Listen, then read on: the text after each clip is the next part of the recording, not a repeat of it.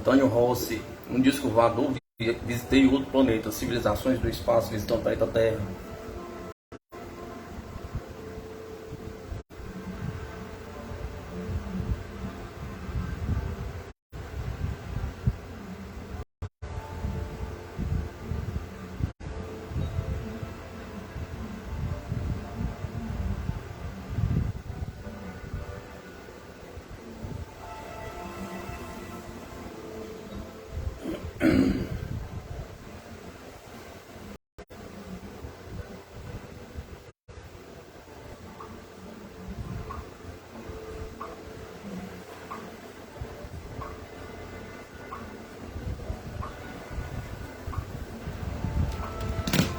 As maravilhas de um mundo estranho. Com certa moderação, me dirigi para um dos lados da série de visores localizado na parte interna do disco voador. Apoiado na ponta dos pés, procurei sondar o exterior, mas a incalculável velocidade do aparelho não permitia gravar os detalhes do inopinado panorama. Apesar de possuir vista normal, ela não comportou um minucioso exame do que então vislumbrava. Porém, em dado instante, pude ver uma cidade que se projetava de encontro à astronave, com a sensação de ser impulsionada por incrível força, abrangendo minha visão toda a periferia. Constatei, contrariamente à conformação de nossas cidades, que ela era oval. Pareceu-me um círculo a se dilatar de maneira impressionante, à medida que os seus detalhes se acentuavam. Súbito, sem nada sentir, notei desmedida quebra de velocidade. A disparidade de deslocamento foi tão sensível que julguei haver parado a astronave. Passamos a voar em sentido horizontal com a velocidade reduzida, velocidade de cruzeiro, a uma altura aproximada de uns 100 metros. Deslizávamos agora sobre a cidade, que se me afigurou feita inteiramente de vidro e distinguia perfeitamente as suas casas entrecortadas de jardins todos de tamanho simétrico, uniformes com suas cúpulas vítreas, suas ruas simetricamente ajardinadas sob o impecável disposição de conjuntos se prolongavam indefinidamente pela profundeza de sua extensão. O que são aqueles objetos que se movem lá embaixo? Perguntei aflito. São os nossos automóveis, mas não possuem rodas, acrescentei. Sim, aliás, até o ano de 1980, ou mesmo antes, os automóveis da Terra não terão rodas e passarão a trafegar horizontalmente a uma altura de 2 metros do solo, pousando verticalmente como uma pluma, assim como o ruído será reduzido em 80%. Pouco falta a ciência do nosso mundo para dar mais um passo em direção a esses melhoramentos. Estes automóveis, entre aspas, ou auto-aéreo, entre aspas, terão um dispositivo para evitar colisões. Perseverando no meu posto, atentava. Agora que o disco se deslocava vagarosamente para os habitantes transitando nas largas calçadas. Vendo-os sair de suas casas, alongando a visão, deparei muito à frente com uma enorme mancha escura e, não contendo a curiosidade, perguntei: o que é aquilo? Aquilo é parte do meu povo que nos aguarda. Reuniram-se no campo de experimentação aérea, especialmente para lhe apresentar as boas-vindas. Respondeu-me calma e pausadamente o meu interlocutor. O que me compete fazer para agradá-los? Perguntei. Olhando de maneira sugestiva e esboçando um sintomático sorriso, respondeu: tenho a certeza de que o amigo não necessitará de colares, brincos, amuletos para lhes oferecer. São suficientes a sua presença e a sua sinceridade. Percebi claramente a alusão e sorriso naquele instante. Compreendi que me colocaram em idêntica situação aos aborígenes trazidos das selvas Goiânia para o Rio de Janeiro. Fatalmente seria a sensação, a novidade para o povo que, aglomerando, ansiava por presenciar a chegada do espécimen raro, o homem da terra. Sem dúvida estava transformado na atração do momento e iria satisfazer a espontânea curiosidade daquela gente. Naturalmente, pretendiam aquilatar de perto o que já é espontânea curiosidade.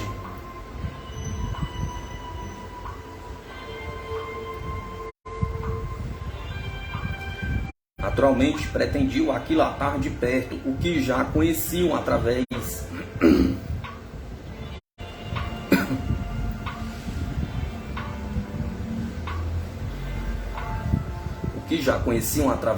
de seus poderosíssimos televisores, dentro da lógica natural, vaidade humana. A minha condição seria deveras menos inferiorizada se a casa estivesse bem trajado, mas o estado que me encontrava era desanimador. Vestido com calças de pescaria, aliás, muito precárias, com camisa rasgada de alto a baixo, nas costas, de mangas arregaçadas, calçava um velho sapato de borracha e trazia aquele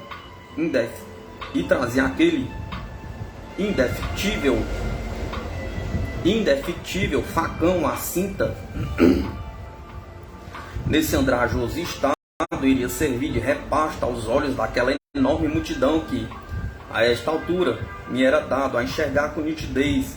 Logo mais passei a distinguir os agrupamentos de pessoas acenando para o aparelho que baixava lentamente naquela direção. Assim foi pousando suavemente o fez sobre uma plataforma de meio metro de altura, tendo-se aberto incontinente a porta.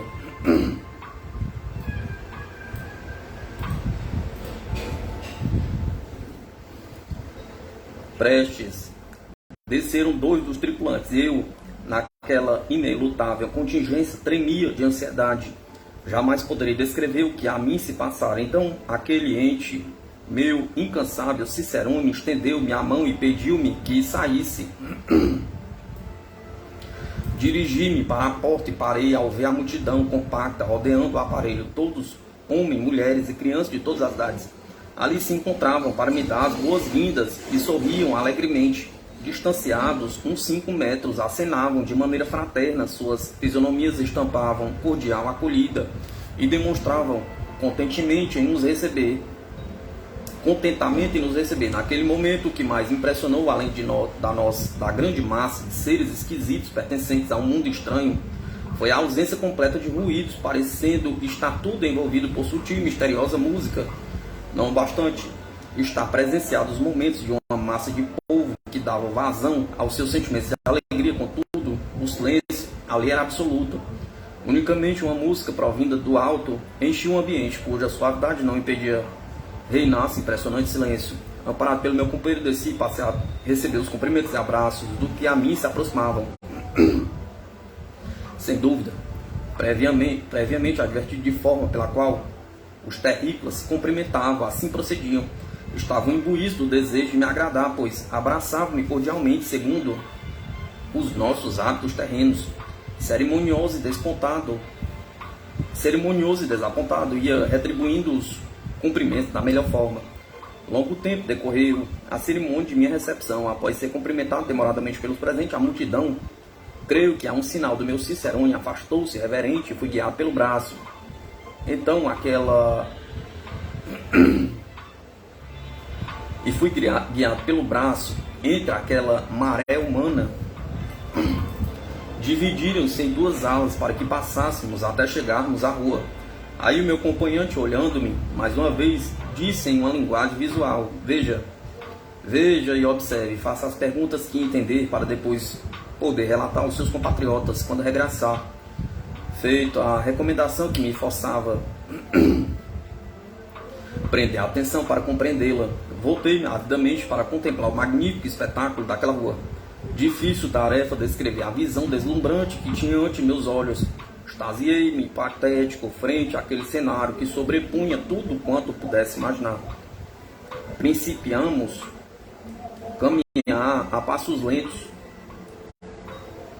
e de início notei que tudo lá era feito do mesmo material vítreo relativamente transparente, modelado sob todas as formas e sentidos. Impossível compreender como conseguiam produzir tudo aquilo. Qual seria a técnica para obter tamanha perfeição, utilizando o mesmo material em tão variados fins? Perguntava. Isso era sem dúvida uma verdadeira incógnita para mim. A rua era, antes de tudo, uma impressionante obra de arquitetura. Contrariamente às nossas, Ela tinha um formato de um tubo de proporções gigantescas, cortados ao meio. Media aproximadamente uns 180 metros de largura, amplamente côncava, atingindo a 12 metros. Segundo os meus cálculos, a sua cavidade na parte mais central, suas calçadas eram inteiramente lisas, limpas, isentas de buracos, fendas ou ranhuras de qualquer espécie. Mediam mais ou menos 40 metros de largura. A calçada assemelhava-se a um enorme lençol de matéria plástica, impecavelmente estendido e jamais utilizado, estando artisticamente ajardinada. Sua guia arredondada identificava-se a um longo tubular que a acompanhasse discretamente em toda a sua extensão e se perder de vista. Fui olhando as casas invariavelmente redondas, equidistantemente dispostas, intervaladas por soberbos jardins cuidadosamente floridos. Entretanto, não possuíam janelas. Apenas via as suas entradas que atendiam ao formato do semicírculo. Ali tudo me impressionava pela perfeição majestática, grandiosamente, das construções e inteira conformidade de proporção, oferecendo em seu todo um conjunto harmônico de linhas aerodinâmicas de incomensurável beleza. Seguimos pela rua, aliás, verdadeira avenida, e cruzamos com outros habitantes, os quais, após mirarem o meu cicerone, endereçavam-me expressivo cumprimento de indizível satisfação. Pude a essa altura estabelecer com exatidão um contorno de seus físicos, um confronto de seus físicos, observando-os detalhadamente. Quando caminhava à frente para nós, passarei a fazer uma resenha anatômica de seus físicos. Evidentemente, possuíam cabeça, tronco e membros em idênticas proporções aos nossos, divergindo sensivelmente em certos detalhes, porque não eram providos de determinados órgãos.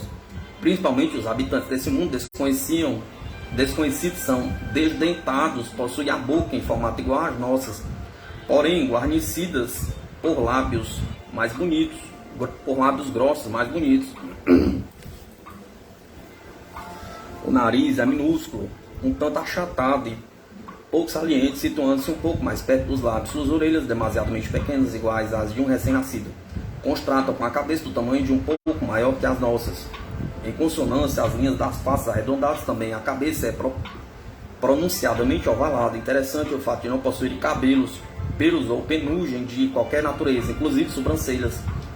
O que possuem de mais lindo são os olhos, muito vivos, límpidos, profundamente expressivos, não bastante o seu exagerado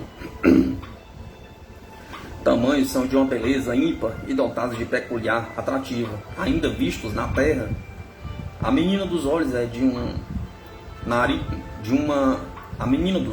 um matiz amarelado, num misto de cor tenuemente cinzento claro. Em suma, apesar de não serem dotados de cílios que tanto enfeitam os olhos humanos, o olhar daquela gente possui uma privativa beleza. Exorna-nos e lhes confere um ar de simpatia e de superioridade, prendendo-nos a atenção. Seus corpos bem providos de carne não revelam sinais de ossos ou costelas, nem apresentam qualquer saliência no peito ou nas costas. Apenas resultam os acentuados sinais musculares. As pernas ágeis fortes são mais compridas e arredondadas. Os seus braços têm as mesmas características. Quando não se lhes nota a cintura e as nádegas, bem menos pronunciadas, deixam de mostrar o costumeiro sulco que se fecha ocultamente.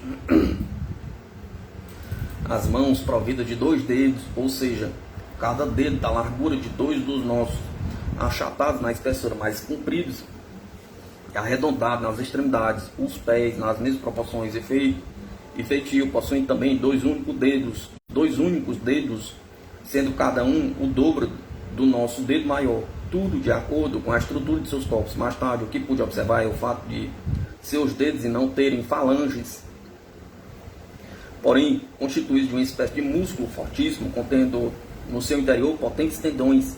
Vi ainda pelo formato da constituição de seus dedos e ser mais fácil segurar qualquer objeto, por irregular que seja, com uma só mão.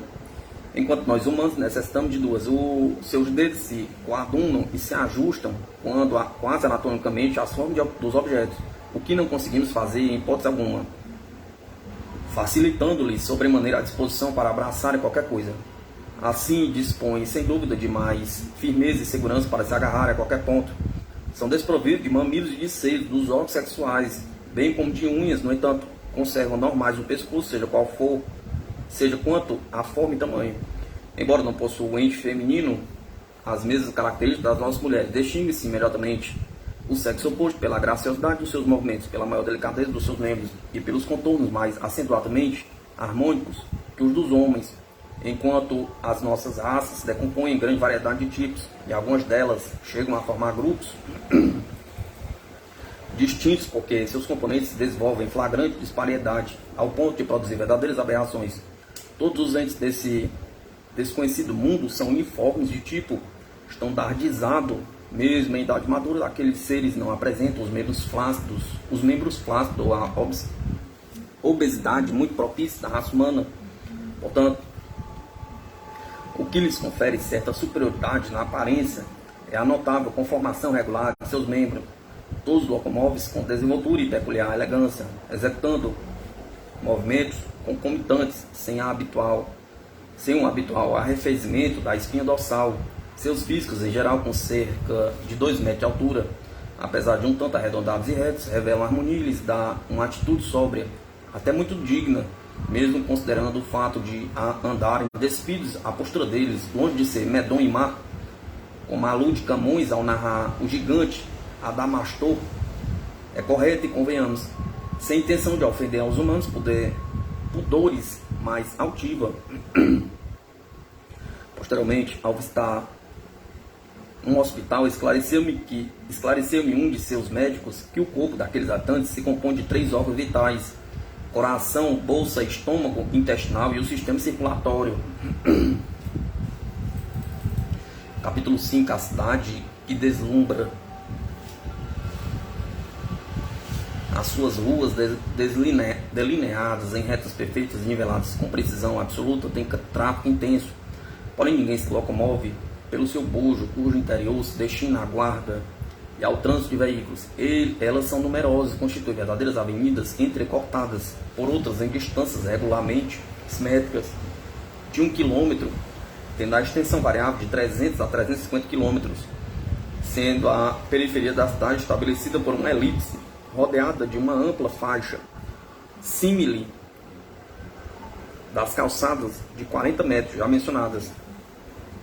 Logicamente, formam-se 4 grandes áreas, num sentido que poderíamos denominar de 4 pontos cardeais. Isso porque as residências acompanham as avenidas até determinado ponto, e estas se prolongam pelas arcas e dentro, segundo as necessidades de cada uma.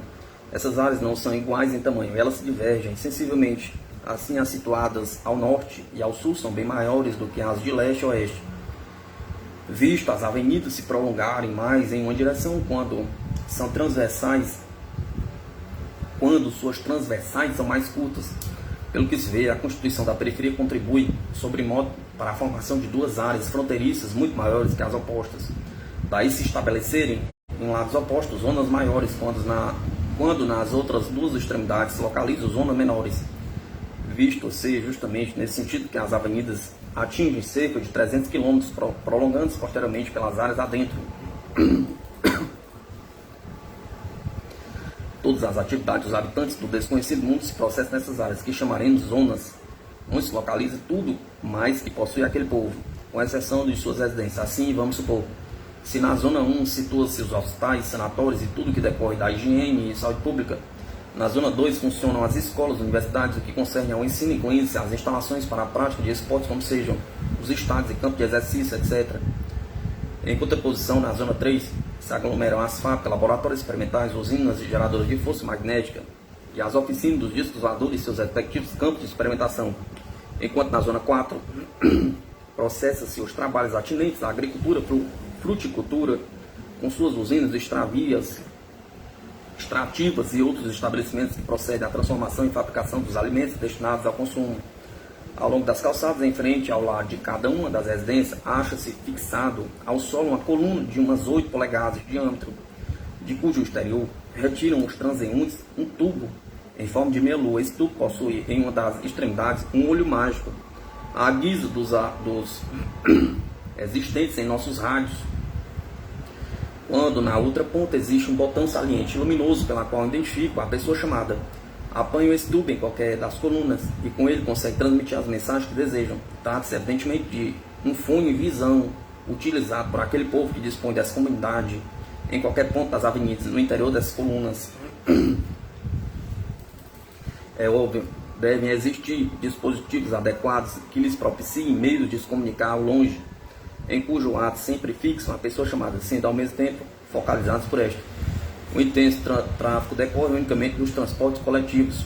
Os volitores de transporte coletivo movimentam-se com uma rapidez inacreditável, a uma velocidade de 1.500 km por hora. Esses aparelhos transportadores muito se assemelham a uma pilha de discos de vitrola, encimados por uma cúpula em média, uns 10 metros de diâmetro por uns 5 de altura. São inteiramente semi-transparentes, seja no teto, solo ou paredes circulares. No seu bordo existem numerosas baquetas redondas para uso individual, que se localizam em toda a periferia interna, e no centro há uma grande mesa comum também, redonda o suficiente para acomodar uma vintena de pessoas. Tais veículos automáticos, não havendo um condutor responsável, são acionados pelos próprios passageiros que os movimentam, como só ia acontecer com os elevadores de determinados edifícios, os quais dispensam o ascensorista na porta em forma de arco pleno a um botão que o passageiro comprime ao entrar, fazendo com que o volitor se movimente em grande velocidade. Em oposição do outro lado da porta, outro botão provoca sua parada. Ninguém se preocupa com a movimentação do volitor, a não ser o próprio passageiro interessado em descer ou nele subir. Sua porta é ampla e costumam entrar ou sair atendendo invariavelmente os respectivos lados, o que se torna compulsório ante o dever do passageiro ao descer de acionar um dispositivo externo para o volitor prosseguir a sua viagem. Não bastante, os volitores se deslocam com grande rapidez e suas paradas se sucedem em cada 1000 km. Tudo se processa serenamente, sem solavancos, sem que os passageiros sejam atirados uns de encontro aos outros, como acontece em nossas grandes cidades nos transportes coletivos. Creio haverem resolvido e superado a lei da inércia. Não consegui saber como podiam realizar esse fenômeno. Todas as ruas são preferenciais, apesar de possuírem a mesma largura e a mesma distância de trânsito, embora não sejam guiados ou conduzidos e desenvolverem a alta velocidade. Os volitores, ao cruzarem as ruas, jamais sofrem o perigo de uma colisão, porque existe um sistema infalível de previdência que interfere, provocando a redução da velocidade de um dos carros, permitindo a passagem do outro. Imagine um leitor majestático panorama apresentado pelo cruzamento de duas avenidas de conformação abaulada, com 180 metros de largura, planejada sob requintada simetria, isenta de saliências, lisas como se fora porcelana fina, acrescentada a isso a circunstância dos volitores transitarem velozes, silenciosamente, com precisão matemática para avaliar o quadro que presenciei. Deixa ao seu critério, leitor amável, aquilatar o que magnificamente me foi dado presenciar. Sua inteligência e imaginação supera qualquer descrição por mim feita. As calçadas se ligam nas esquinas, formando uma perfeita curva, e foi num desses ângulos que me coloquei para observar ambas as avenidas. Tudo grandioso, perfeitamente estilizado. Seguimos em nova direção e continuamos a caminhar por essa avenida perpendicular. Então pude notar a idêntica sucessão de residências que havia observado na avenida procedente, onde iniciara o meu passeio nessa deslumbrante e misteriosa cidade. Suas casas edificadas ao nível justo das calçadas, medindo uns 80 metros de parede a parede, e mantinham invariável equidistância entre si de uma dúzia de metros, em cujos intervalos surgiram esmerados canteiros recobertos de flores que se estendiam na frente aos fundos. Detalhe interessante era a complexa inexistência de degraus. Posteriormente, vim a saber que em toda a estrutura da cidade não existia um único. As calçadas construídas ao nível das portas e do interior das residências excluíram, é claro, essa possibilidade. Outra característica impressionante foi a eliminação dos ângulos de todo e qualquer aparelho ou utensílio que lá se fabriquem. Não há na contextura dos objetos um ângulo sequer de 90 graus, e com o decorrer de minha permanência pelas visitas procedidas, pude constatar a veracidade desse fato. Nas avenidas preponderam uma interminável sucessão de canteiros entrecortadas por larga passagem, por onde transitávamos, sempre ouvindo aquela deliciosa música que não perturbava o profundo silêncio reinante.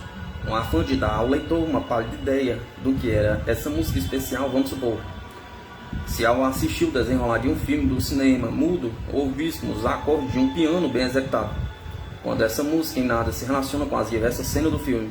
Assim, essa melodia estranha e incessante em nada interferia na atividade normal, da mesma forma que a música do piano em nada se relaciona com os fatos passados no filme para lhe conferir expressões ou sentimentos. Assim se faz presente essa melodia perene, provinda do espaço, às vezes grave e unissona, alterando-se em contínuos acordes, com sucessivos ecos que se reproduziam e se extinguiam. Finalmente, em conjunto, íamos continuando o nosso passeio quando o meu Cicerone parou e me disse: parece-me que você está encontrando uma grande diferença entre o que habitualmente conhece em seu planeta, não é assim? Perguntou. Realmente estou muito admirado. Entre o que aqui vejo e o que de fato possuímos em nossas cidades, há profunda e básica diferença. No entanto, ignoro onde me encontro e desconheço até o seu próprio nome. Eu sei como você se chama. Quanto a mim, o meu nome é Jansley. Sou médico e um cidadão vulgar desta comunidade. Nesse momento, truncado a resposta que me dava, indicou o bojo da avenida chamando a minha atenção. Olhe, disse ele, apontando com o dedo. Voltei-me para aquela direção e vi. Então um pequeno disco aproximando-se de nós. Este aportou serenamente na calçada, fez-me entrar num aparelho e nele fizemos a travessia da avenida, durante a qual procurou me explicar algo que tentarei descrever. Há no centro das avenidas inúmeras plataformas das quais possuam os discos voadores. Esses são de dois tipos: o que se destinam exclusivamente à travessia das avenidas e outros maiores, deixados à disposição para atender tarefas mais urgentes, possivelmente para proceder serviços especiais ou incumbências atinentes à vida normal da comunidade, pois se translandam apenas dentro da esfera do próprio planeta. Espaçadamente nas calçadas das avenidas encontram-se reentrâncias semicirculares, estilo ferradura, utilizadas como ancaradoiros para os discos menores que fazem a travessia das ruas. Eles medem uns 4 metros de borda a borda e nelas o volitor, quando parado, se justapõe perfeitamente. Trata-se de uma espécie de embarcadoiro. Aliás, todos os que desejarem atravessar qualquer rua terão de utilizar desses pequenos volitores de 2 metros de raio. Esses pequenos discos são uma espécie de mediador, disse eu.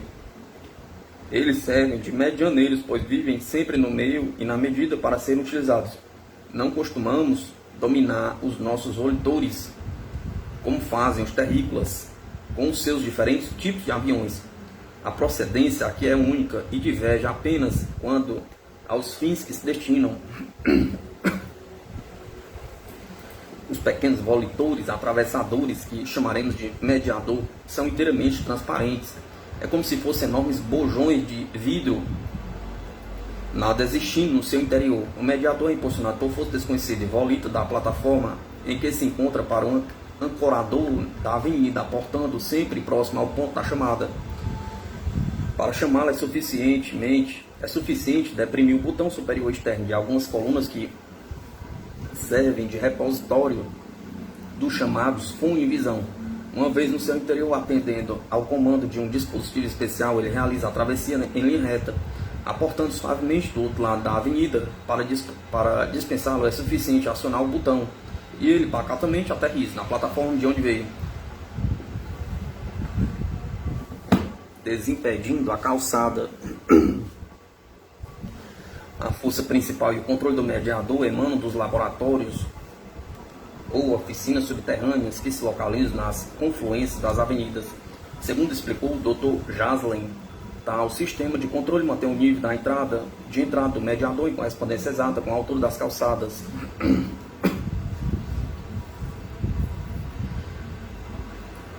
O que sobremaneira facilita e oferece o máximo conforto. Como não há veículos particulares, todos são de uso coletivo. Ninguém pega o transporte que é gratuitamente fornecido pela comunidade. Os volitores são movidos por força magnética, oriunda da mesma fonte, impelidos por este se conservam a altura precisa, pois atendem aos comandos eletrônicos à distância. Fato curioso foi presenciar o mediador interromper a sua marcha por alguns segundos, ficando completamente parado no ar. Ao se aproximar, um dos volitores de longo percurso, após a passagem deste, ele prosseguiu sua trajetória, indo acomodar-se no local próprio e reservado. No cruzamento das avenidas aos volitores de longo percurso, é provocado uma redução de velocidade assaz suficiente em sintonia com a do aparelho que se aproxima, evitando-se dessa forma qualquer colisão. Percebe-se nitidamente a preponderância de uma força desconhecida e invisível que dirige, controla e impulsiona os volitores tão perfeitamente, possibilitando o tráfego sem qualquer perigo. Possivelmente entre em ação um aperfeiçoadíssimo sistema de forças ignotas emanadas de potentes aparelhos, cujos sensitivos superam em muito os nossos aparelhos de eletrônica. Já havíamos caminhado um pequeno trecho, quando o Dr. Jaslin transmitiu o seguinte convite: vou mostrar-lhe uma de nossas casas, sei que você está ansioso por conhecê-las. Para mim, será motivo de inteira satisfação conhecer o interior de uma dessas residências, afirmei e solicito. Após esse diálogo, conduziu-me o Dr. Jaslin em direção de uma residência próxima, levando-me a conhecer todas as suas dependências. Capítulo 6. No interior de uma residência. Uma autêntica surpresa me aguardava ao ingressar naquela residência. A surpresa de simplicidade, jamais pude conhecer tamanha simplicidade. Ela era desprovida de tudo, nada possuía. Para mim foi desilusão ao encontrar no seu interior um utensílio diferente. Enfim, algo estranho que viesse constituir imprevista novidade. Julguei ter desejo de conhecer alguma coisa original, algum objeto útil de uso doméstico. Porém, sofri uma verdadeira decepção. Nada possuía de notável, digno de menção especial. A pomposa residência, a não ser a disposição dos quartos que, contrariamente ao nosso método de construção, formam uma ala em torno do prédio, sem comunicação com o seu interior, composta de uma única sala, fugindo aos nossos hábitos. As residências são desprovidas de mobiliário, adornos ou decorações de qualquer estilo, bem como do complexo maquinário que utilizamos para o nosso conforto. A completa ausência de janelas, portas, lustres, candelabros, armários e de interminável divisão de cômodos, muito peculiar aos nossos palacetes, em muito simplifica a vida dos seus moradores. Baseei-me nessa circunstância para deduzir que entre eles não impera a vaidade ou preconceito de orgulho tão arraigados à espécie humana. Praticamente a residência se compõe apenas de duas partes distintas, uma interna e a outra externa. O seu interior é constituído de uma única sala ampla, suficiente para acomodar umas 5 centenas de pessoas, tendo ao centro uma vastíssima mesa circular com suas expectativas baquetas, o seu piso ligeiramente côncavo, mas pronunciando ao derredor, junto às paredes de onde emanavam sucessivas baquetas, intervaladas por mesinhas também redondas. No alto,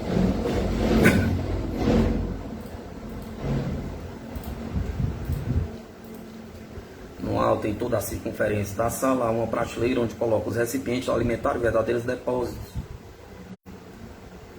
Os recipientes alimentares verdadeiros, depósitos particularmente conhecidos pela cor do líquido que contém. A outra parte é formada por uma série de quartos contíguos dispostos ao lado externo do edifício, tendo acesso ao jardim, sem contudo possuir comunicação com o interior da moradia. Os quartos são amplos e guarnecidos no centro por uma grande cama redonda, revestida de um material à guisa de espuma de borracha, mais consistente que o nosso. Um travesseiro circular coletivo acompanha o mesmo formato da cama, emergindo saliente de uma das extremidades do grande colchão. Em toda a sua volta, estabelece curiosa disposição. Assim dorme em camas redondas, segundo o hábito costumeiro do hinterland paraguaiense, mas não utiliza de coberto de qualquer coisa parecida. A disposição do interior da sala lhe permite em dias festivos se reunirem para conversar e o fazem comodamente instalados, desfrutando ampla visão do ambiente. tendo ao alcance os recipientes alimentares sobre as prateleiras, utilizando das mesinhas e baquetas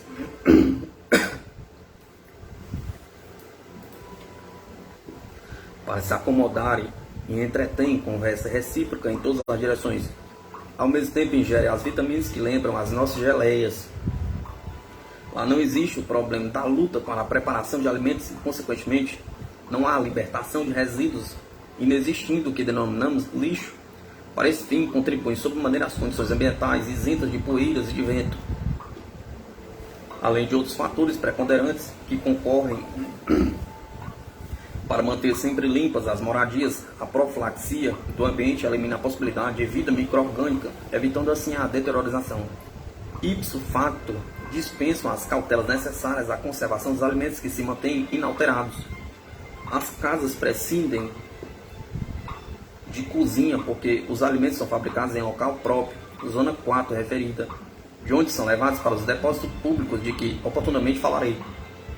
Também eles dispensam WC, o banheiro, pois os seus habitantes não expelem excrementos, não exudando toxinas, como acontece conosco, em virtude da alimentação científica e controlada. Aqui se submetem livre de impurezas, poeiras e outras contaminações. Dispensam o uso de banhos, bem como a complicada e custosa instalação tão útil aos nossos lares.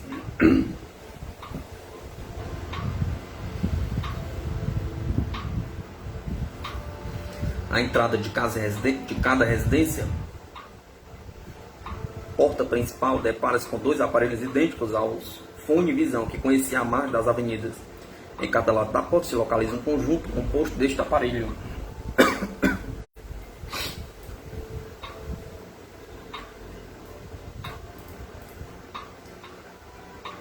Mais uma pequena mesa com a sua respectiva baqueta para a pessoa sentar-se. Muitos deles tomam as suas refeições nesses conjuntos, enquanto conversam com amigos e parentes, permanecendo, porém, sempre com um olhar fixo naquele olho mecânico do fone visão. Pelos esclarecimentos do Dr. Jasley, após um dia de trabalho entremeado de culto e prática de esportes, recolhem-se os moradores às suas residências. Tal dia corresponde, em nosso tempo, a uma média de mais ou menos 250 horas. Ao anoitecer, passeiam sem preocupações dentro de um ambiente agradável, sempre festivo de permanente respeito mútuo. Jamais os componentes da comunidade guardam resquícios sentimentais ou são portadores de despeito, maldade ou sequer engendram pensamentos inferiores. Mesmo nesse pequeno entreato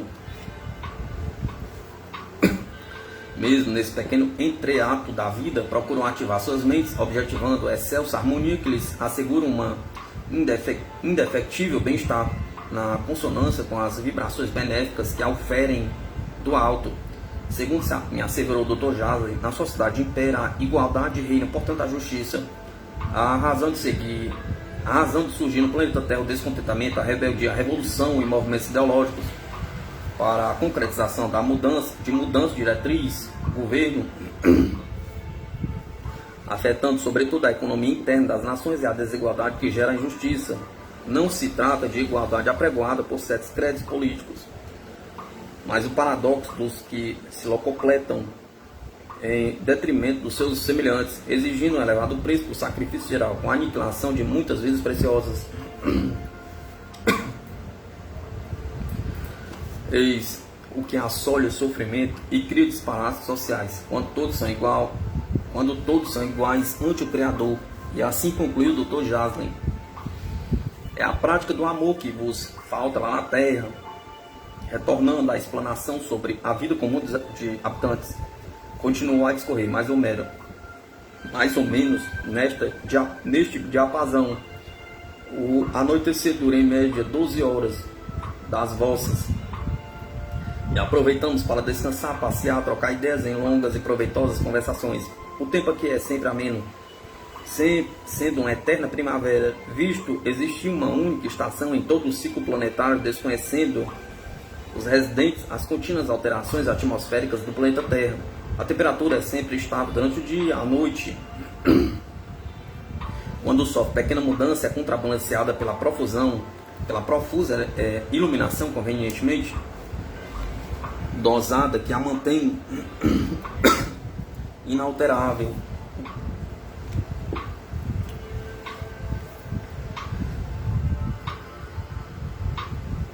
Daí a razão dos nossos homens não sentirem frio nem calor, embora estejam permanentemente nus. Há muito que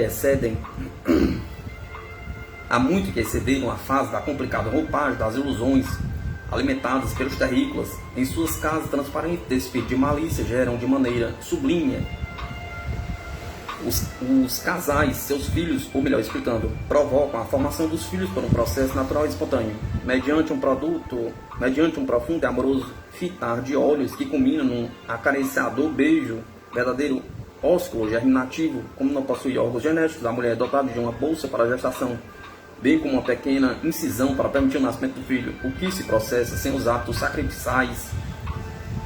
habituais sacrifícios,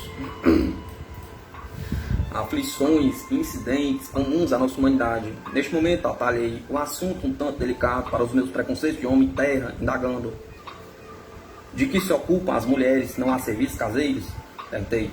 Atendendo esta minha indagação, asseverou-lhe o Dr. Jaslin: as mulheres, pelo motivo de não terem obrigações diretas, isto é, de não terem casa para limpar e arrumar, louças e roupas para lavar, nem sequer cuidar do preparo da alimentação dos que lhes são mais íntimos, ocupam-se preliminarmente de estudos, procedem aos seus estudos primários e elementares até os 25 anos, quando ainda são consideradas meninas, e após esse período ingressam para o curso de aprendizagem teórica de todos os trabalhos manuais masculinos, em pé, de igualdade com os homens. Posteriormente, ao se dedicarem a estudos mais positivos, realizam o curso teológico. Em consecutivos exercícios, fortalecem e purificam a mente, a fim de poderem transmitir aos seus filhos idênticos ensinamentos. No entanto, grande parte do tempo dedicam à prática de esportes, onde bem orientados se formam fortes e aptas a gerarem filhos robustos. Na sequência imprescindível da perturbação e aperfeiçoamento da raça, admirado pela espontaneidade com que me eram feitas essas revelações, olhava com extrema simpatia o meu interlocutor e buscava novos rumos de a conversação. Indaguei da beleza das flores, cujas originais cores muito me impressionaram. Solicite, esclareceu o Dr. Jaslin. Primeiramente, é preciso frisar que todos os habitantes da comunidade sentem um invulgar amor, um respeito profundo, respeito quase sagrado pelas flores. Para nós, acrescentou o médico, as flores representam a síntese do que mais belo Deus presenteou este recanto do universo. Assim, nas horas de lazer, ficamos longo tempo entretidos na contemplação de uma flor, na mesma sorte que vocês assistem à representação de uma aparatosa peça lírica ou contemplam a execução artística de uma grande sinfonia. Nos primórdios de nossa infância, inclui-se o plantio solene de uma flor que passa a constituir para a criança o entretenimento de seus dias. O desveio, o carinho com que cultiva é como se for a carícia paternal a despontar-lhe os sentimentos de acendrado amor. Como as flores duram cerca de 180 a 220 anos e são, na realidade, de inigualável beleza e soberba aparência, quando fenece, constitui sem dúvida motivo de tristeza para quem as plantou, como para os que acompanharam o seu desenvolvimento. Interrompendo em momento oportuno, disse: à noite a iluminação conforme me deu a entender. No entanto, não vejo nada que possa fornecer luz aos habitantes. Sim, a iluminação, e muito intensa, respondeu-me o Dr. Jaslin, procurando me elucidar. Narrou-me que vou tentar reproduzir. Realmente não possuímos, como os terrícolas, fios e postes ou outros meios congêneres para a transmissão de força elétrica, nem focos para projeções isoladas de luz, porque há muito tempo abandonamos esse falho e complicado sistema utilizado agora no seu planeta. Já superamos esse problema da iluminação por eletricidade tão apreciado pelos terrícolas, pois além de oneroso oferece continuamente sérios perigos e tem produzido inúmeras vítimas pela complexidade de sua manutenção, o que demonstra a sua insuficiência. Tal método para nós inoperante não deixa, contudo, de ser utilíssimo aos homens da Terra, porque, vivendo a era da eletricidade, este lhes presta inestimáveis serviços, propiciando-lhe maior campo científico para o progresso e concretização das melhores descobertas, direcionando-os no sentido do aproveitamento da energia nuclear e magnética. Há, entretanto, em todo o contorno da cidade, projetores denominados flutuores. Tais aparelhos, como vi mais tarde, são de cor clara, com frisos salientes colocados em sentido vertical e têm a conformação perfeita dos nossos açucareiros de bar. Eles possuem a propriedade de lançar para o alto fortes jatos de gases que se inflamam, produzindo luz fria. Estabelece uma grande abóbada, como se tratasse de um imenso pano de circo. Os gases, lançados em sentidos curvilíneos, fundam-se a altura aproximada de 100 metros, como que são projetados do lado oposto, produzindo a claridade. A claridade penetra nas residências através de suas paredes e cúpulas transparentes.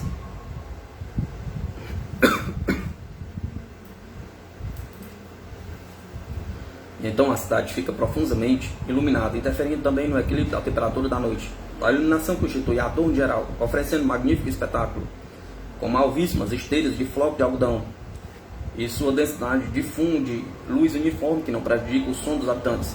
Ao atravessar as paredes e cúpulas, a luz sofre uma refração determinada pela sua composição através do material externo das residências, ofertando aos seus moradores uma claridade amena e muito favorável ao descanso, proporcionando-lhes assim um tranquilo e revigoroso sono.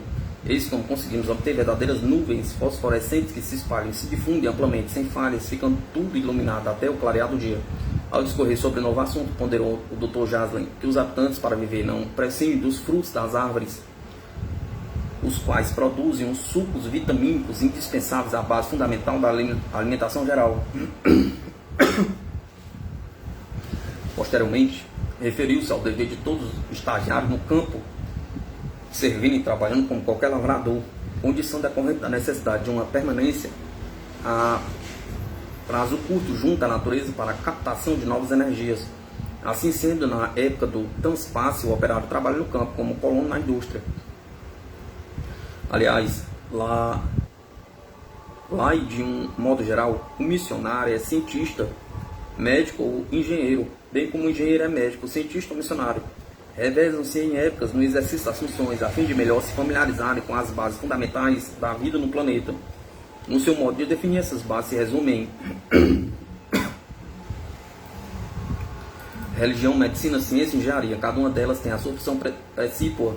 Assim, a religião lhes proporciona a higiene mental, a medicina, a higiene física, a engenharia, a produção material e a vegetal, bem como a formação de agrupamentos humanos, a ciência, maiores conhecimentos para a concretização de ideias. Lá não há nações nem cores de epiderme diferentes. Dentro do nosso conceito e modo de entender, as nações determinam o separativismo e, logicamente, acarrentam a diversificação do progresso da cultura, dos costumes, da alimentação. Se tal fato se verificasse lá no planeta, provocar-se o êxito irremediável da população para outras cidades ou países mais avançados. Uma clara demonstração de interesse pessoal. Em síntese, nesse estranho mundo que visitei, a norma vigente é a seguinte: o que tem um, tem todos. Esforçam-se os habitantes daquele planeta no trabalho objetivo para o bem da coletividade, jamais procurando para si aquilo que não pode ser dado aos outros. Ao me fornecer um exemplo, disse-me o Dr. Jaslin: se eu faço um bem só para mim, uma segunda pessoa um bem só para ela, uma terceira pessoa assim sucessivamente, teremos em conclusão um benefício de espécie em favor de cada um individualmente. Ao contrário, se estes bens forem aplicados à coletividade, acontece que cada um recebe ao mesmo tempo 3 benefícios. Tal procedimento constitui uma parte de nossa filosofia e não deixa de ser interessante, equitativa ao humano, levando-nos ao cumprimento da sagrada lei: amai-vos uns aos outros. E nesse diapasão finalizou o Dr. Jaslin a sua explanação, quando entusiasmado atalhei: ao meu ver, Dr. Jaslin, isso constitui um socialismo avançado que ameniza a vida em todos os seus setores, facilitando até a recuperação moral e física dos menos favorecidos pela sorte.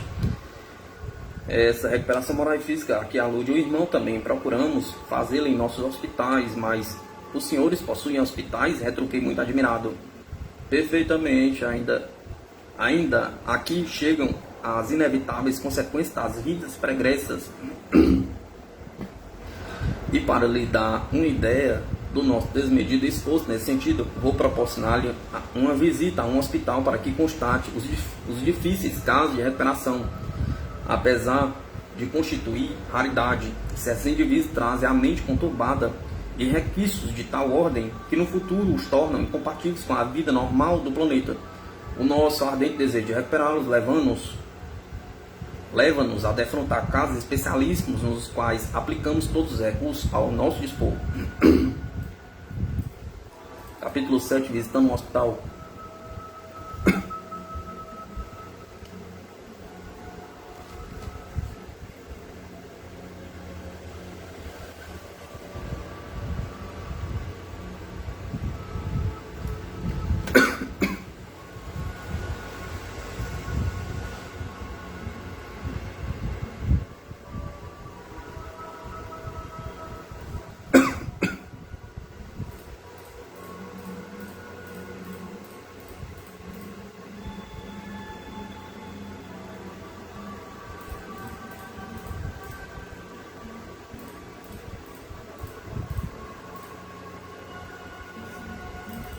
Visitando um hospital.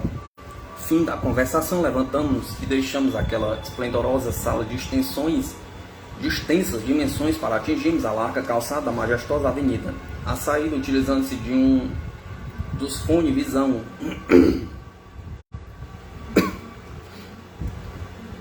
dos conjuntos postados à porta da residência. O Dr. Jasley travou conversação com algum local distante, tendo eu presumido haver solicitado a presença de um volitor para nos conduzir à zona hospitalar.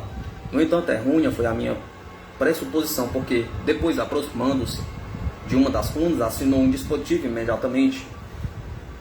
Um dos volitores maiores de longo percurso estacionou à nossa frente. Tomamos esse volitor coletivo e deparei no seu interior com 2 outros habitantes daquela maravilhosa cidade, e com exceção de 2 paradas sucessivas para deixar esses passageiros, fizemos o trajeto em uns 15 minutos. Fim dessa viagem, na qual aproveitei para observar tudo quanto podia. Descemos e rumamos em direção a um enorme grupo de casas, todas de conformação oval, onde se situavam os hospitais e seções de internamento. Chegamos ao pátio do hospital de vastíssimas proporções, onde vi inúmeros aparelhos pousados sobre plataformas. Muitos deles eram verdadeiras metades de discos voadores que tinham ao centro e rente ao seu piso uma cama redonda suficiente para acomodar umas 10 pessoas. Nesses aparelhos notava-se também um grande tubo atravessando o piso para projetar-se posteriormente em idênticas condições a um cone muito amplo.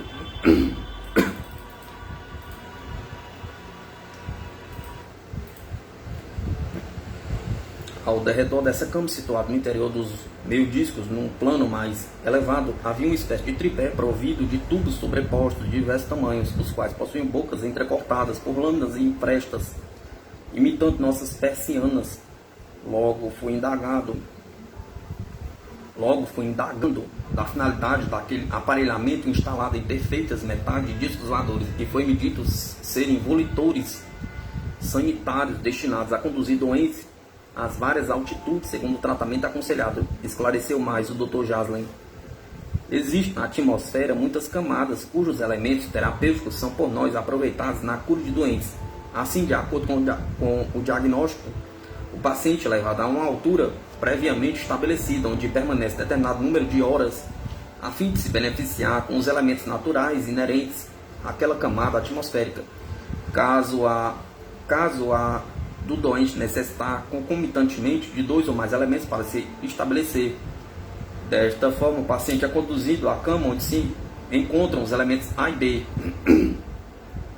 e nós lhe enviamos daqui, por meio de ondas receptadas por aquele cone externo, o elemento C, armazenado em recipientes adequados. Dispomos de elementos distintos e indispensáveis à cura do doente, e quando se faz necessário, os projetamos para as câmeras retificadoras do aparelho, que se encarrega de atuar dosadamente sobre o físico depauperado do paciente, em consonância com que o assimila na atitude prefixada, sem calcular que qualquer sugestão minha deveria naturalmente ter sido previsto por criaturas inteligentes. Fiz afoitamente a seguinte afirmativa: não seria mais interessante aplicar aqui embaixo esses elementos distintos que já se encontram armazenados? Perguntei. Não levando em conta essa minha impertinência, respondeu-me atenciosamente o meu interlocutor: Realmente, esse procedimento seria ideal, mas os elementos captados perdem 40% de sua eficiência. Assim, o tratamento correspondente a alguns dias poderá se prolongar por meses. Entretanto, aguardamos para breve uma melhora no processo de captação, o que sem dúvida solucionará o atual método. Discorrendo ainda sobre o poder terapêutico da atmosfera, em outras palavras, disse o Dr. Jansley, temos observado no planeta Terra indivíduos que contraem o bacilo da tuberculose por prática de excessos prejudiciais em ambientes contaminados. Se temos, por exemplo, o aviador permanecendo em terra contaminado pelo bacilo, tudo indicaria estar tuberculoso dentro de uns 6 meses. Contudo, após uns dias de permanência, ele toma o seu avião e se eleva a uma determinada altura, onde, logicamente, sem o saber, toma contato com os elementos benéficos da atmosfera. Ao atravessar as ditas camadas, os bacilos sentem-se desambientados, oprimidos e de imediato procuram abandonar o corpo atacado, para serem então facilmente destruídos nessa área espacial. Quer dizer que evitaríamos muitas doenças se soubéssemos nós utilizar das proveitosas terapêuticas atmosféricas? Pergunta. Evidentemente, o homem terreno, muitos males, evitaria se utilizasse proveitosamente os elementos contidos na sua atmosfera, aliás, vitais à sua vida e constituição orgânica. O interessante é que estou me sentindo muito bem, mas note que há uma sensível diferença entre essa atmosfera e a nossa, disse eu.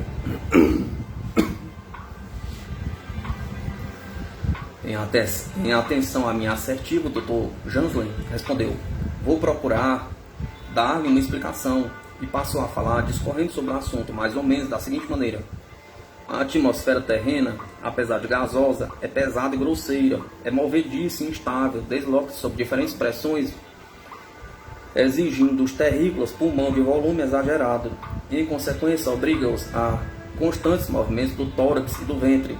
Aliás, isso é um fenômeno ingênito à natureza, porque em remotas épocas os animais terrenos eram dotados de enormes pulmões, verdadeiros foles que lhes permitia vida entre as emanações de gases deletérios, nocivos ou pestilentos. Convém não olvidar que toda a formação orgânica é congênita ao meio ambiente e que todo ser vivo é matéria. A matéria, por sua vez, se estrutura em substância tangente corpórea, consoante ao meio em que esse mesmo ser se manifesta e vive. Ora, como a nossa atmosfera é muitíssimo mais apurada que a do planeta Terra, respiramos sem uso do pulmão.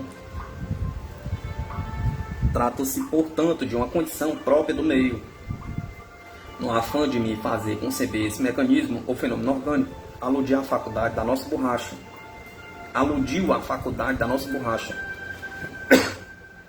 Das chapas de ferro, dos nossos compressores, até mesmo do vidro, de reter o ar, não bastante serem materiais porosos. Entretanto, isso acontece porque os poros desses elementos são bem maiores do que as partículas que estruturam a atmosfera terrena. Se acaso tentássemos encher essa mesma câmara de borracha ou esse mesmo compressor com a nossa atmosfera, jamais o conseguiríamos, por ser esta muito mais fina do que os poros desse material. Assim não medra o vento e muito menos o que classificam com os designativos de furacão ou ciclone. É tão sutil a nossa atmosfera que um ventilador ou uma hélice de avião em pleno movimento não produziria nenhuma corrente de ar, e uma dama que aqui usasse seu leque, nenhuma sensação de frescor sentiria em suas faces. Finalizando, o Dr. Jansley assim se expressou: isso faz compreender a nossa atmosfera, sendo centenas de vezes mais fina que a do planeta Terra, é tão sutil, permitindo-nos respirá-la sem a existência de ar, sem possuirmos pulmão idêntico ao vosso. Temos um órgão interno que o substitui satisfatoriamente. Portanto, há em nosso corpo uma camada porosa, absorvendo a atmosfera para provocar o conhecido processo de hematose. Dentro do que me fora dado a entender, procurei indagar com a seguinte pergunta: então quer dizer que há é a atmosfera em deslocamento e a atmosfera é ar preso, atuando sem produzir expansão ou pressão? Perguntei. A verdadeira conceituação, no caso, foge aos seus conhecimentos, mas você verificará estar respirando atmosfera sem que os seus pulmões trabalhem. Isso deve-se ao fato dela ser extremamente fina.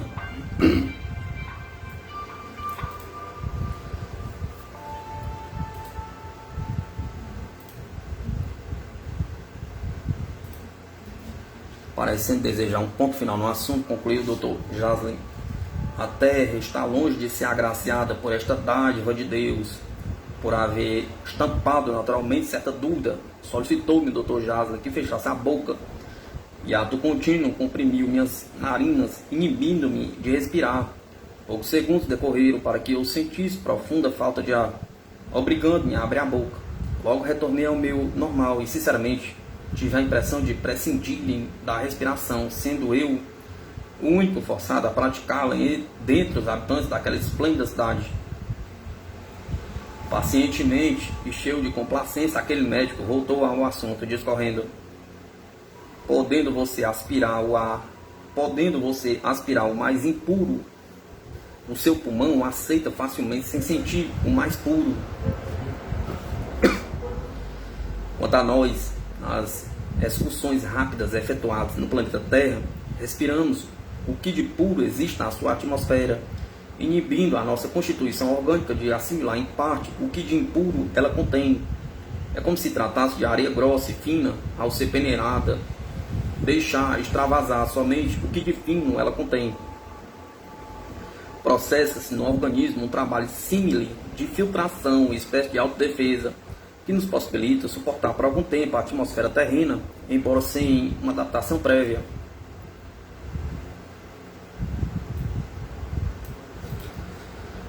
Para sua maior compreensão, observe que na própria Terra existem animais vivendo satisfatoriamente com ínfima dose de oxigênio e outros suportando por longo tempo uma atmosfera de nociva saturação. Os peixes, insetos e uma grande variedade de animais anfíbios que reciprocamente se acomodam em ambientes opostos, sobrevivendo longamente sem notórias dificuldades. Enfim, os cientistas do vosso mundo deveriam proceder a estudos mais acurados das camadas atmosféricas que circunscrevem a Terra e de ponto encontrariam elementos terapêuticos de comprovada utilidade. Tais experiências poderiam ser feitas de início através dos próprios aviadores. Ademais, você próprio comprova que não sentiu o ar em suas faces. No entanto, os seus pulmões necessitam desta atmosfera para respirar. Esse tratamento das camadas atmosféricas é a única terapêutica usada aqui? Perguntei. Não muito longe disso. São utilizados outros métodos baseados em projeção de raios e gases ignorados pelos terrícolas, conquanto seja exceção o uso de remédios por via bucal, porém as injeções jamais encontram uso aqui. A esta altura já havíamos percorrido 2 sessões do hospital, quando fui convidado para ir à sala de curativos a fim de presenciar o tratamento de um ferido que chegara dentro de pouco tempo. A seguir fomos aguardar no pátio a chegada de um volitor trazendo o paciente. Mal atingimos a parte externa do hospital e o volitor transportando o acidente baixava suavemente sobre uma pequena plataforma fronteiriça à porta do edifício. Era um ente igual aos demais. Não bastante estar ferido, andava com certo desembaraço e apresentava fisionomia calma, embora se pressentisse nele o sofrimento.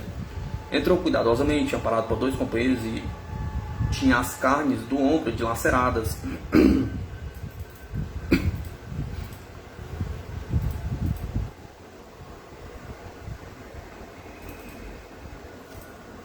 O que devia lhe estar causando atrozes padecimentos. 2 médicos o aguardavam na sala de curativos e logo foi posto sobre uma espécie de mesa cirúrgica. Passando um deles a examiná-lo. De início começou por olhar dentro dos olhos do acidentado, como se naquele órgão visual fosse encontrar alguma solução para o caso. Enquanto isso acontecia, o outro cirurgião enxugava com uma espécie de esponja o sangue que se esvaía da ferida.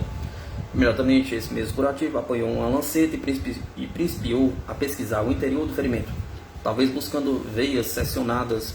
Após este exame, que durou alguns segundos, diligenciou em dar movimentos determinados ao ombro do paciente. Na possibilidade de constatar a fratura, estava presenciando o trabalho dos médicos.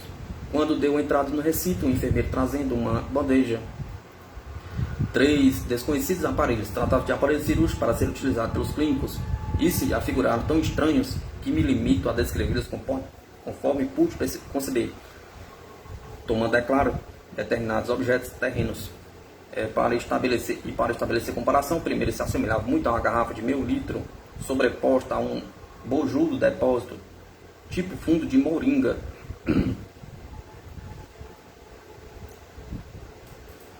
Tinha abertura pronunciadamente curva em formato de respiradouro. Acima da parte bojuda e em sentido horizontal via-se uma pequena caixa circular. Os outros dois aparelhos se diversificavam na cor, porém tinham conformação idêntica às enormes peões de metal que são encontrados em nossos bazares e eram providos de uma alça onde se via um botão pouco saliente. Enquanto um dos médicos segurava o braço do paciente, o outro tomou o primeiro aparelho pelo gargalo e o apontou na direção do ferimento. Admirei-me de ver, em questão de segundos, as partes desagregadas do ferimento, sangue e outras impurezas serem atraídos por sucção para o interior do aparelho, e se alocar em sua parte bojuda, que era transparente. Fim desta operação, notei haver procedido uma asepsia preparatória e as carnes do paciente tornaram-se limpas, tendendo para um leve amarelado a sua cor. Posteriormente, o médico tomou um dos outros dois aparelhos pela alça, mirando sobre o ombro do acidentado, ao mesmo tempo que de forma visível acionava um botão. Vi perfeitamente pelo bico do instrumento de despejar um jato em jacto, um líquido incolor, consoante aos nossos lança-perfume. O líquido assim projetado cobriu toda a superfície fendida e, decorridos uns poucos minutos, voltou o cirurgião assim utilizado o primeiro aparelho, o sugador, aplicando este novamente o remédio, mais restos de sangue fora, também sorvidos para o seu interior, indo juntar-se aos primeiros resíduos. A carne do paciente se me afiguram agora mais sadia e creio ter o médico completado a total desinfecção. Incontinente, o enfermeiro entregou ao operador o terceiro instrumento, ainda não utilizado. Posto em funcionamento, lançou não um líquido incolor, mas como anteriormente. Posto em funcionamento, lançou não um líquido incolor, como anteriormente, mas jatos imperceptíveis de uma matéria pegajosa, a qual foi se acumulando nas cavidades do ferimento. Era a aplicação de um plasma, obtido pela desintegração de tecidos cuidadosamente conservados, que o aludido aparelho distribuía sobre o ferimento em forma de molduração plástica automática. Ao perceber a minha admiração, o médico esclareceu que o plasma utilizado era de fato a desintegração de tecidos adrede preparada, cuja matéria se funde com a carne do paciente, facilitando-me o seu rápido restabelecimento. Possibilitava ao paciente nada mais sentir e a cicatriz deixar de ser visível, desaparecendo por completo. Feita esta breve explicação, encaminhou-se para uma espécie de mecanismo que se encontrava nas proximidades da mesa. Eram 2 tubos emanados do piso no sentido vertical, elevando-se a uma altura de pouco mais de 1 metro, seguindo curva horizontalmente para frente, cerca de 40 centímetros, distanciados paralelamente meio metro. Esses tubos, inteiramente transparentes, findavam por um orifício de uns 35 centímetros de circunferência. Com um gesto, aquele médico convidou-me a aproximar-se e vi introduzir os braços nas bocas cilíndricas daqueles tubos, ao mesmo tempo que empurravam uma alavanca interna. Percebi com clareza os braços e as suas mãos ficaram inteiramente molhadas, como se mergulhadas fossem numa bacia de água.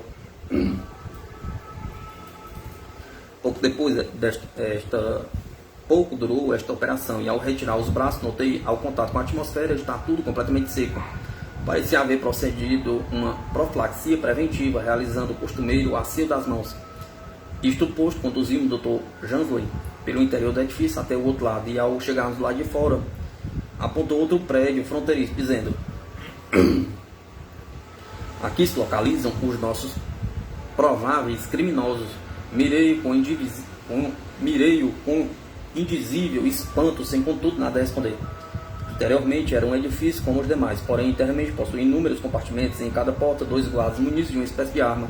Via-se algo semelhante aos nossos faroletes manuais, de pilhas onde o seu vidro focal era submetido a um material luminoso, repleto de furos e a guisa dos chuveiros metálicos, percorrendo um longo corredor guarnecido por aberturas laterais e redondas para ter acesso a um grande compartimento onde se encontravam 16 crianças. Aqui estão eles, disse-me, apontando-as. Pasmo, sem nada perceber, fiquei observando, ao que ele acrescentou.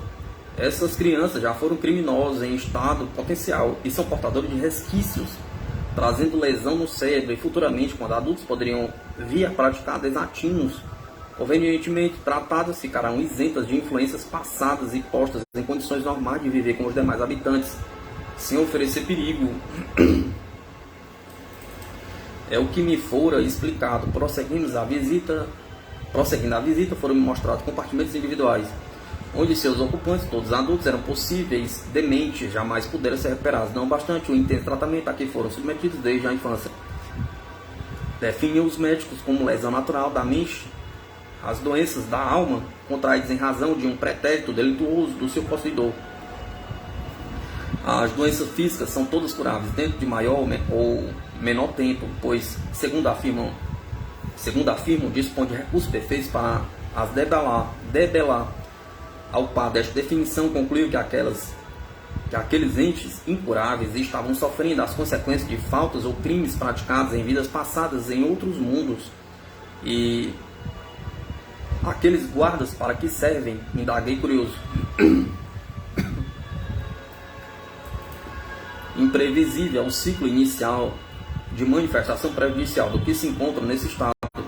Em determinado momento pode pretender fugir ou mesmo atacar. Então os guardas fazem uso do instrumento de que são portadores. É um retentor capaz de imobilizar o doente no mesmo instante, até passar o seu ataque de insânia. Ninguém toca o enfermo, ninguém o magoa fisicamente, mesmo para efetuar o seu diagnóstico. Em tal caso, podemos dispensar o conhecido método de apalpar ou ainda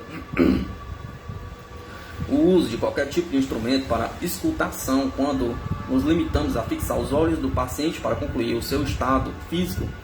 Os olhos refletem a condição física da criatura devido à sensibilidade, revelam quais as moléstias e órgãos afetados. Esse aparelho aplicado contra a minha pessoa produz o mesmo efeito? Perguntei. Sim, entretanto o seu corpo não resistiria ao poder imobilizador do seu raio. Fatalmente você sucumbiria. Imaginei com meus botões. Acaso não será exagero do Dr. Jansen afirmar que eu não resistiria ao poder imobilizador do aparelho?